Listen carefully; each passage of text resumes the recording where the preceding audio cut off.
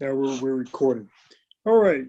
Well, folks, for those of you that are yet to meet my beautiful young daughter, is the youngest of two daughters that I have. Her name is Olivia Nicole Saunders. Funny story behind the name Olivia. I believe the reason why you were named that is because there was a soap opera that was popular during the time right before you were born. It had Nick and Olivia on the soap opera, and somehow, that name was picked. I went along with the name because I liked the way the name sounded, but I believe that's what the origination of the name came from. Your name came from, believe it or not. Your name came out of, I don't know if you ever knew that story or not, but that's where you Okay. guys' name came from. What's that? I don't think so.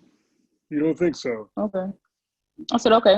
All right, well, No, I said no. I said all right. I don't remember the story, I'm just but telling you. I just one because I did never heard the origin. I know because I never heard the origin of my name. That's why I Well, didn't yeah, know. obviously, the name Olivia has a different connotation to it, but the way it was picked, I believe that's why it was picked. That's why Nicholas and Olivia, the name was picked because I didn't pick those names. I accepted those names because I liked the way the Right. name sounded, but to my knowledge, that's how your name was picked.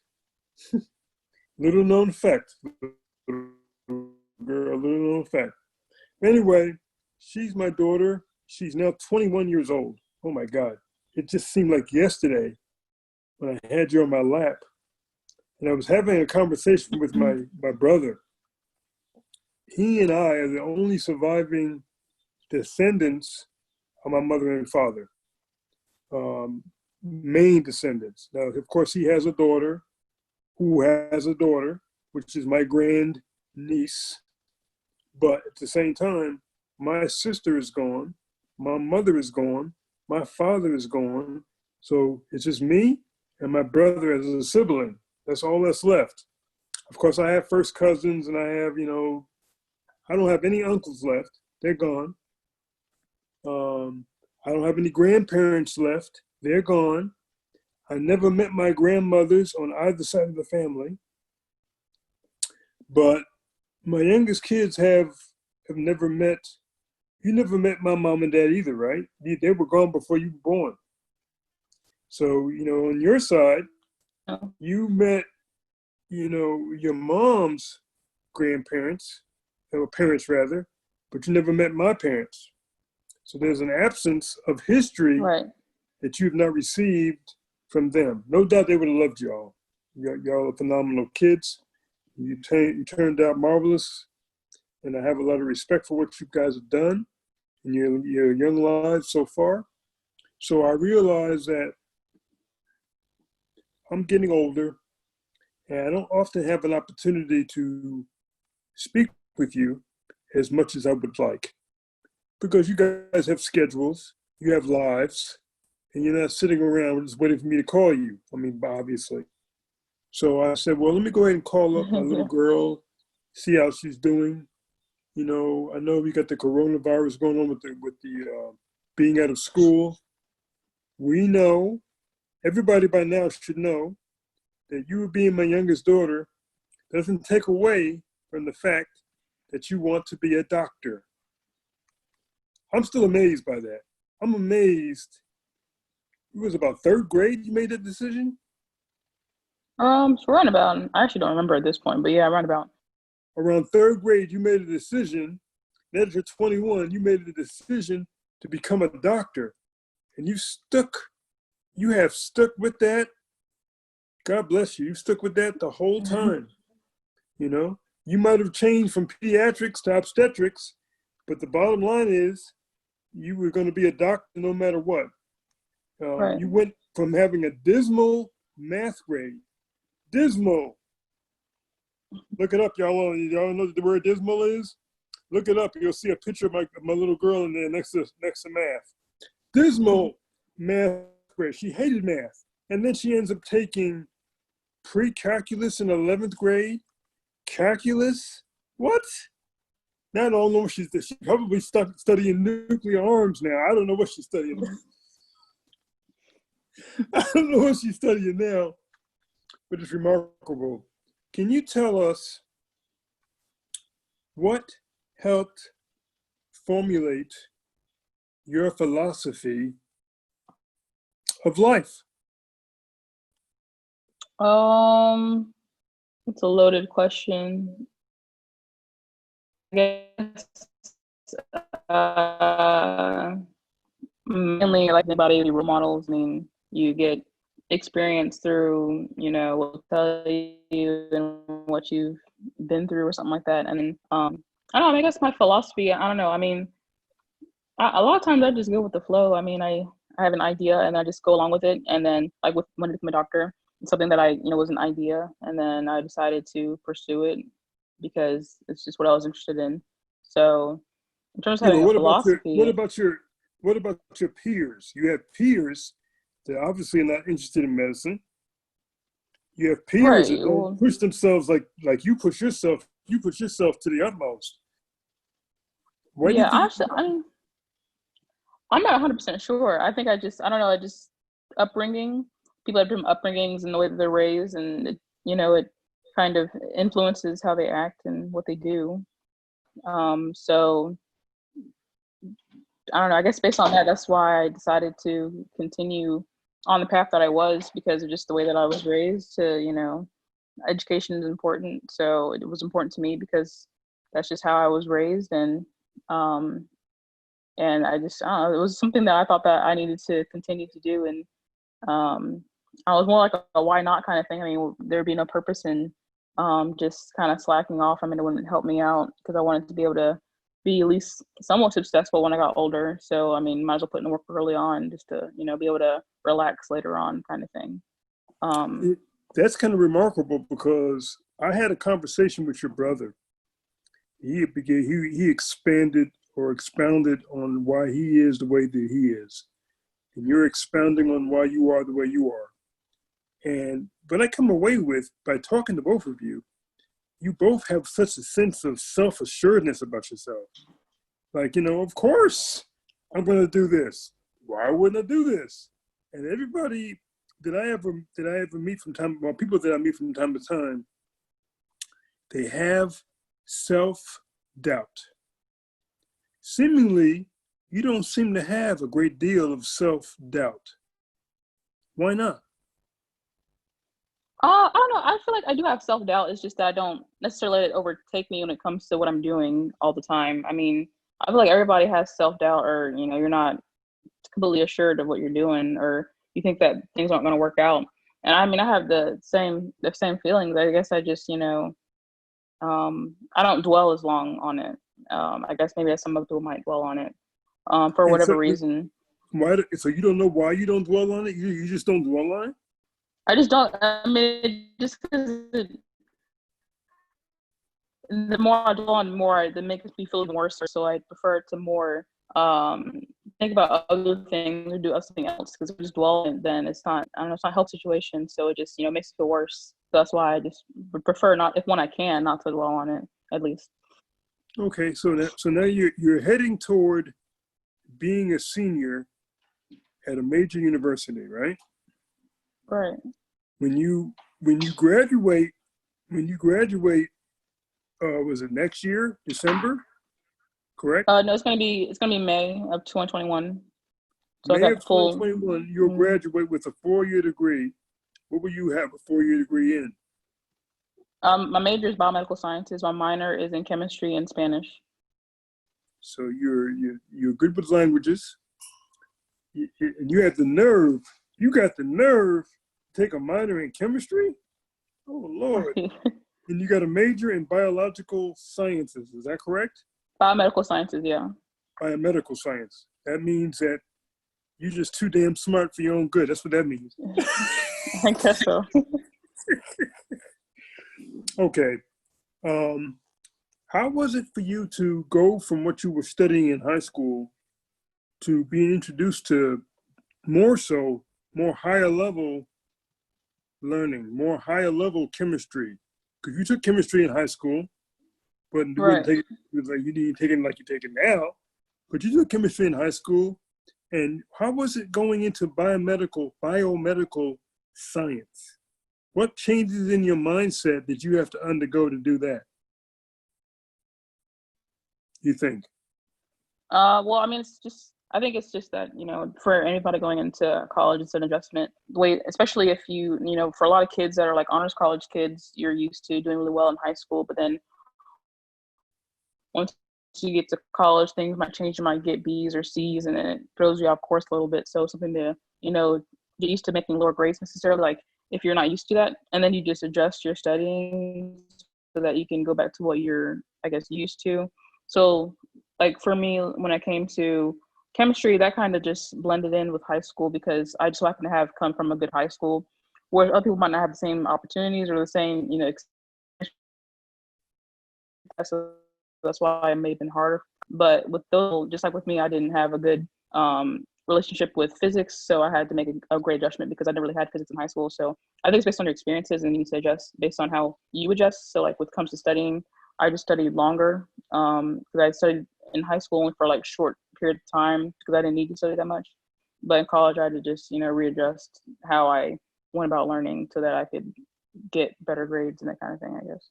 So you prioritize getting good grades in your classes. You also study, unlike some people who don't study at all. I guess they just walk in class and try to wing it. We Yeah, well, some both people don't know need as much studying, but yeah. some people don't need as much studying. Yeah, like I said, in high school, I didn't really need that much studying in order to do well in some classes, whereas other classes or other people maybe need more studying to be able to grasp certain concepts. Okay. So, all right. So, what do you do to have fun when you're not studying for hours and hours and hours? What do you do to have fun?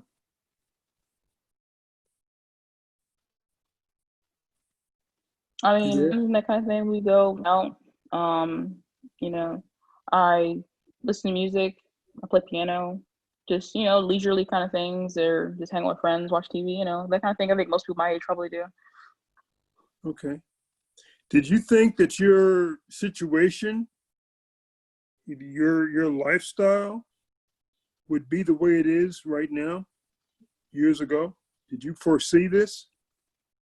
Um, I guess. Um, No, not really. I guess not. I think I had more of an idealized idea of college than what it really is because it was a bit more difficult, certain subjects, and then the social aspect is kind of hard to get used to in terms of meeting new people, but not having them in class every day.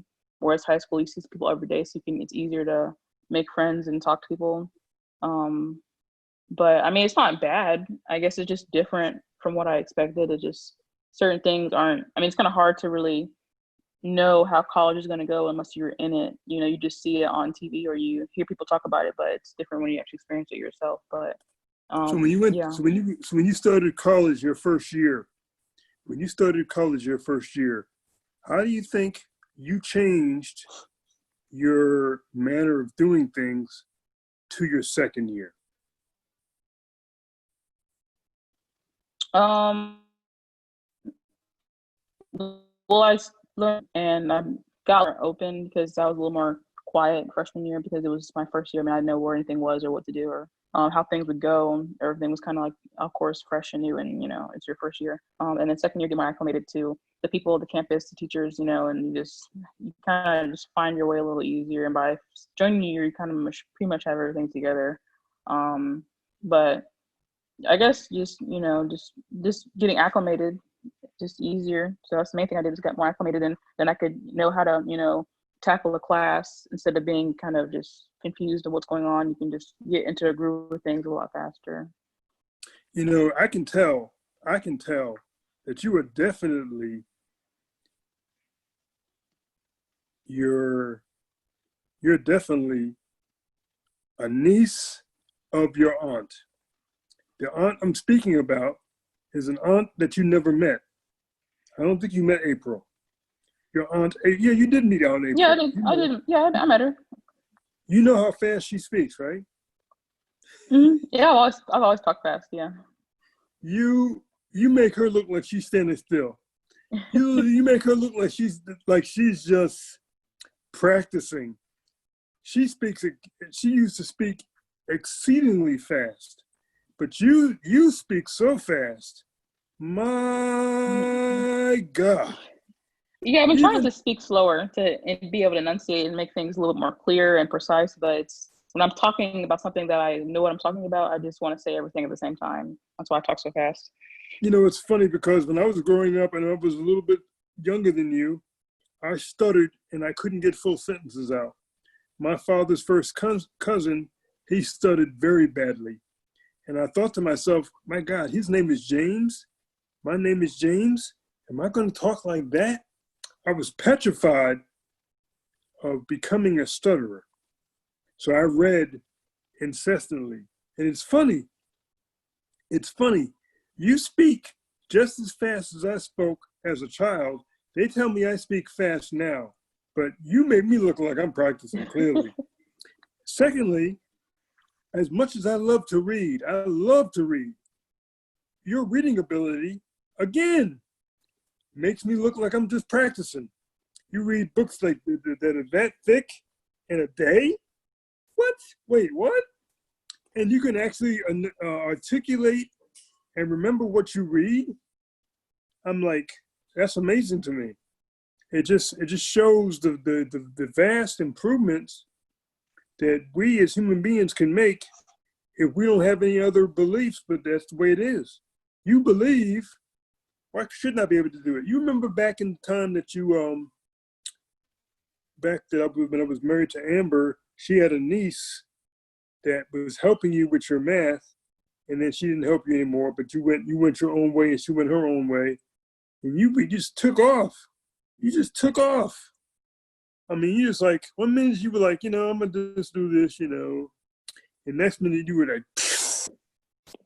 where did she go?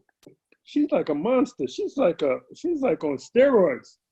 I mean, it's amazing the depth of what you speak about.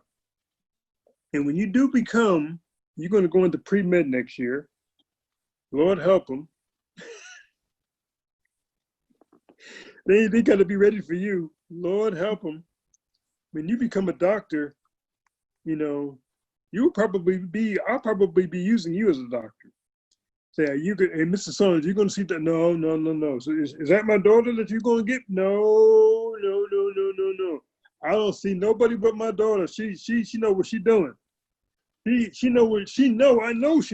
was there when she was 21 years old, and she's talking this stuff. I had to pull up. I'm looking for my dictionary. Where's my dictionary at? Where's my thesaurus at? I got to bone up on some. You're the only person I ever speak to. Then when I finish speaking to you, I got to check myself. I said, man, how old am I? How long have I been on the planet? Do I know anything? I got to learn some things. It's just remarkable to me as to how you've grown as a young woman and the volume of knowledge that you have. I was really impressed. It was several years ago. I never told you this. It was sometime after I had you guys read The Compound Effect and take notes and all that stuff, and you articulated how this was going to affect your life, all that good stuff. But I had you read a page out of a book, and this was a page that had like $15 words in it. The numerical price of the words were no less than $15. And you read the whole page. I've never seen anyone read a whole page of material out loud flawlessly. Didn't make one single solitary mistake. I couldn't even do that, and I can read very well. I can write very well. And then I saw how you wrote, and I saw how your brother wrote. I said, you guys write well too? But are you guys, but if I wouldn't have just met you, I would have swore that y'all were androids. I wouldn't have thought that you were a kid, If I didn't know that I had a hand, and you guys being here, along with your mom, I never would have thought that you would have been able to come across the way that you do. I just want to tell you that because, parents don't tell their children enough how much they appreciate them, how much they value their knowledge, their wisdom. I love you. I care about you. And I want nothing but great things for you. So what's coming up in your life over the next year or two? What would you like to see happen? Hopefully, I'll take a gap year and then apply to medical school and then get in and then start my first year. Okay. So your first year, wouldn't your first year be like an internship or something? No, it's not till the last year. The first year is more like kind of like schooling. First 2 years is like schooling. Second 2 years, it's more the clinical, like getting into the hands-on kind of thing. But first year is like a classroom type stuff. Now you've been in with doctors that have performed operations, held a gallbladder in your hand, and you're the only one I've ever seen. Yeah, I held a gallbladder in my hand. It was kind of icky, but it was kind of cool at the same time. Who says that? Yeah, I mean, it was interesting. Who says that? It was icky, but it was kind of cool too. I'm like, oh, she's definitely gonna be a doctor. She's the only one that described it that way. And people were mistaking you as a doctor, and you were a volunteer. I was telling you, you need to tell them that you just came out of brain surgery. That probably would shock them. But yeah, it was funny. But how many times did you volunteer at hospitals? Well, I volunteered for 3 years in high school. I volunteered for a few months while I've been here in college. So about a few hundred hours. What did you do for those few hundred hours for the most part?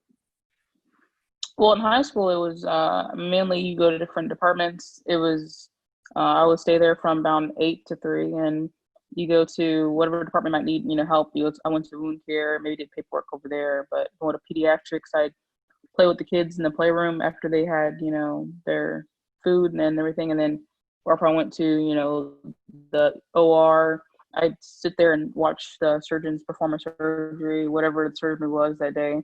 Ask questions, and well, any place I went to, I asked questions. And then, I mean, it depends on where I was. Some places you just kind of stand there and just observe. Other places you can get more hands-on, like with the pediatrics and play with the kids. So that's mainly. And then in college, when I was at an OBG and OBGYN's, like their office area, I basically did like more shadowing and more observations and that kind of thing. It's a lot of observing. All right, a lot of more observing than hands-on, I would imagine. Right, because they can't let just anybody just touch on the patients. It's illegal. Yeah. Y'all be taking all the blood. Y'all be taking all the blood of the person. So. Yeah. So there's a lot of observations, but you can do some stuff sometimes. Okay. So the phlebotomist is the one that draws blood. Is that correct? Right. So you haven't done any of that. I don't on dummies, but not on people. No. Okay, well that's good. Thank you for that. Thank you for telling me that. Man, I know you're gonna be good, but you ain't a doctor yet. Damn. Right. Yeah, they're not gonna let people do that kind of thing. I'm playing. So, do you have any more volunteerism in your future for this coming year? Do you think? Hopefully, well, coronavirus makes things a little bit more complicated, but I was hoping to be able to get into a hospital, maybe baby hospital. If not, then I'm gonna continue to work at VOA, which is like I'm gonna basically at-home care provider, that kind of thing. Do that as a job. I've been doing that so far as a job the past month or so.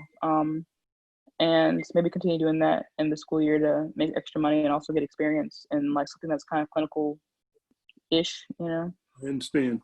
VOA, yeah, I remember that. That's home care provider kind of stuff. What did you learn? How has that experience enriched your life in your school as far as being a home care provider, if you will?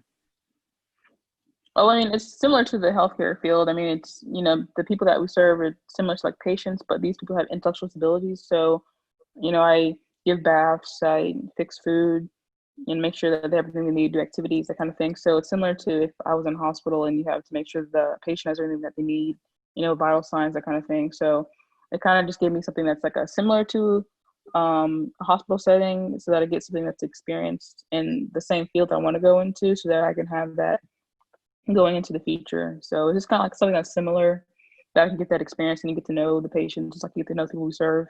You know their needs, you can really understand them, and that be able to give them better care based on that. Okay. Okay. So obviously you wanted to be a doctor. The interaction with people, which is critical and is vital, as a matter of fact, because there's no AI. You got to be Right. with people. It's enriched your ability to communicate with people, because you obviously can communicate very well. Do people have a problem understanding what you say to them? Yeah, I used to talk really quietly. I talk louder now, but like I said before, when I'm talking to somebody that I know that I need to articulate everything I'm saying, like if it's like a project, or if I'm in front of a crowd or in front of a teacher, I'll slow things down. But right now, I'm just talking because I'm just talking. But usually, I would slow myself down and talk slower to be able to articulate better and make sure that what I'm saying is clear and concise, so that I don't have any confusion.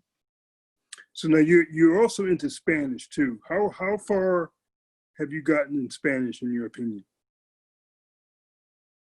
on the scale of 1 to 10? Well, I mean, it's back in you lose it. I would say, I don't know, it's kind of hard to say something like I'm a two. It kind of depends. If you, like they say, you don't use it, you lose it. I mean, I have a Spanish class coming up this semester, so it probably will reinstate a lot of things I've kind of forgotten over the summer. But it goes back and forth. It kind of depends on when I'm studying it. But I mean, I'm not fluent or anything like that. But I can get around that kind of. I have that kind of, I guess, fluency. I know enough to be able to, get by and get around. So if you were put into a Spanish-speaking country, you would be able to be made you'd make yourself understood. Right, like I did before. Yeah. Okay, because I know you went to Spain for you had a journey while you were in school. Since you've been in the university, that you actually went to Spain, got lost. Oh man, I'm thinking like, oh my God, who would be able to deal with that? Yeah, but I found my way around though. Like, Yeah, that was last year. Yeah, I studied abroad for 1 month in Valencia. so that was a nice experience for you to go to Spain for the first time. Um, Right. so how do you feel about going into school this coming year? How do you feel about your grades going in now? I want to get them higher. I mean, I think everybody else wants to get higher, better grades, but my plan is to do that the way I can boost up my GPA to have a better resume. So this last year definitely is the year I have to buckle down the most. It's one of the most important years because I have to make sure I can have the best grades I possibly can, hopefully, and get the best GPA possible. And then I have to start studying for the MCAT and get a good score on that. I have to volunteer. I have to do research. I'm in a research lab right now. I want to continue my job at VOA. So it's a lot of stuff to do this year. But it's every college school year has something that I have to do. So there's some things that are obligations. So this year is no different from that. Okay, okay. So I remember you took your way back in high school, you took your ACT. You took it the first time, got a pretty good score on it, and then had nerve enough to want to take it another. You took it another time and raised it up higher. They ended up raising your um, amount of money that they were going to give you, your scholarship money. They raised it up because you took it a second time and raised it up. That must have been gratifying for you. Definitely. I mean, the ACT is kind of like to high school what MCAT is to medical school. You want to do as best as you can so that you can get, the best, chance to get in college or in this scholar. Of course, I was definitely happy about that I got a much higher score than I did the first time. Okay. Do you know what your GPA is now? I'm not really sure, actually. I know a year ago it was 3.5, but What is it right now? I haven't checked it since my last semester, so I don't really know. I also don't remember. Okay. Okay. You know, there were the family reunion. They had a family reunion this past weekend. What's today? Today's Monday. Yeah, they had a family reunion this past weekend, and they did it by Zoom. It was interesting. My first cousin um, put on the Zoom, and we had a lot of people on the Zoom. Right. They release of the balloons by Zoom, and different people talking and sharing testimonies and stories. They showed a couple of videos. Actually, the video of the Zoom itself was made available to me. He recorded it, like I'm recording this. He recorded it, so I'll be able to get a copy of it. When I get a copy of it, I'll make it available for you and your brother to have as Okay. well. So how's everybody doing? How's your stepfather doing? How's your mom doing? How's your brother doing? Your other brother, your younger brother, how's he doing? They're all doing good. They're all doing good. Kind of same as usual. Nothing really out of the ordinary so far with them. Everybody's staying safe, I would imagine. Yeah, we are. Good, good. 'Cause I know you're back in Montgomery now. You know you're no longer in um, Auburn, so that you had to make that change to come back to Montgomery again. I spent Right. 10 years in Montgomery. Is that where you're at right now, Montgomery? Or are you in Birmingham? Where are you at? Hmm. No, I Yeah. don't go back to Birmingham until next week. Okay. So, so I know at this point, Montgomery should have been built up a little bit when I was there back in the day.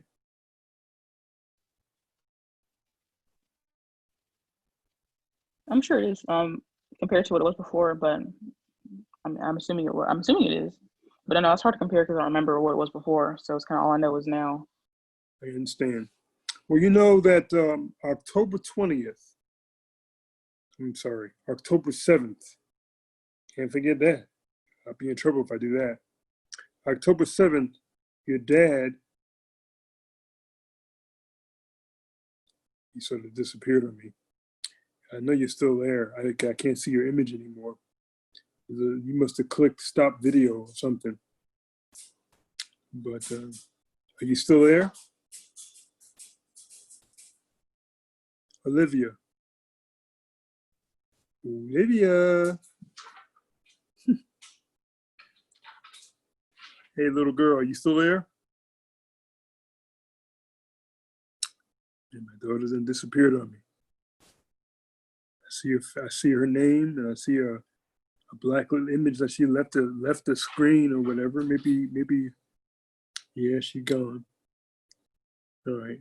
Well, I just wanted to have an opportunity to share with you the interaction between my daughter and myself.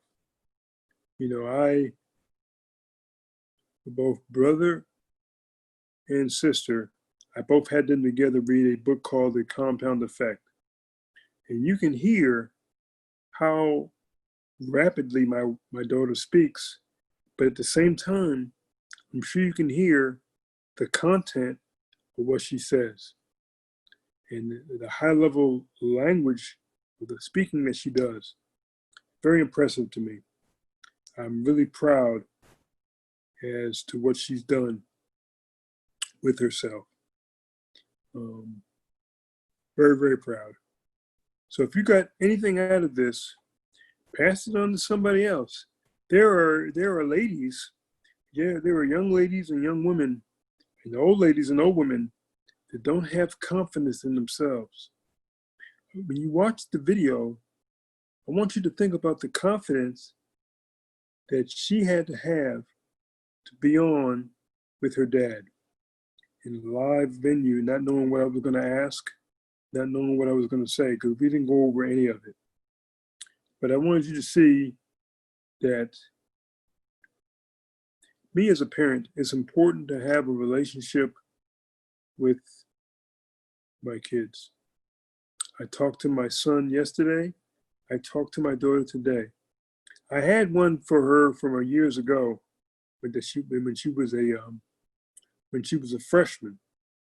But she's getting ready to be a senior now, and so things are different, vastly different. Her confidence level is at a very, very high level. She knows what she wants to do. She knows where she wants to go. She's extremely confident. She's extremely noteworthy of how she views life. So, with that being said, I'm going to leave this this Zoom.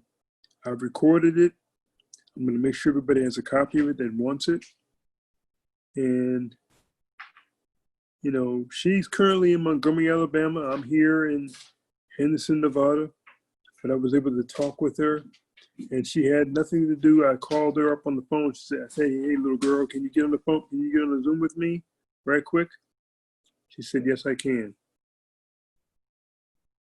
She said, yes, I can. And I'm so glad that she did. Right now, I'm looking to see what the meeting settings are. Yeah, she can get in if she wants to. I think she left me. And I guess it was valuable enough for me to be on with her. So, hope you all enjoyed that. We'll talk to you later.